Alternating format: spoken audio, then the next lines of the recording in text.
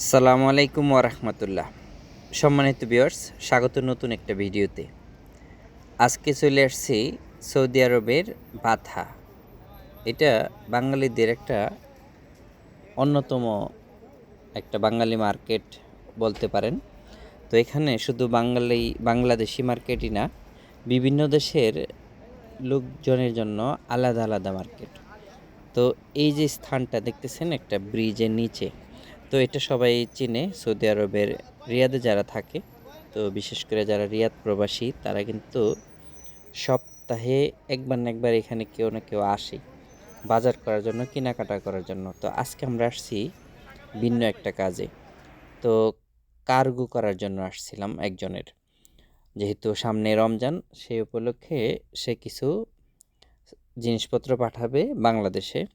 তো কার্গো করতে আসা যে কার্গোর যে রেট এখন বর্তমানে, তো সেই টাকা যদি আপনি বাংলাদেশে ব্যাংকে পাঠিয়ে দেন, তো ওই টাকা দিয়ে ইনশাল্লাহ বাংলাদেশ থেকেই আরও ভালো কিছু কিনতে পারবে।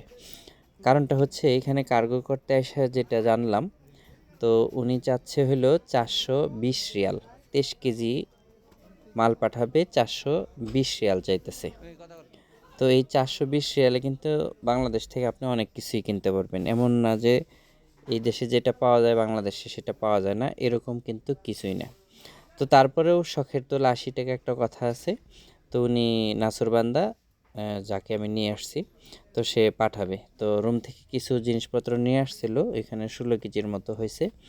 তো আর একটু কিছু কিনতে হবে। কিন্তু একটা ইনফরমেশন আপনাদেরকে আমি দিয়ে রাখি, যারা কার্গো করে এরকম মালপত্র পাঠান, ইচ্ছা করলে আপনার আনলিমিটেড কোনো কিছুই পাঠাইতে পারবেন না। যারা এই কার্গোতে জিনিসগুলো পাঠায়, তো ওনারা বলতেছে আপনি যেটাই পাঠাবেন, মানে 3টা আইটেমের বেশি পাঠানো যাবে না। খেজুর যদি পাঠাইতে চান তাহলে সেই ক্ষেত্রে আপনার 3 কেজি পাঠাইতে হবে। মানে একটা কম্বল পাঠাইতে পারবেন, 2টা কম্বল পাঠাইতে পারবেন, যেটাই আপনি পাঠান না কেন সেটা 3টার বেশি হলে সে পাঠাবে না।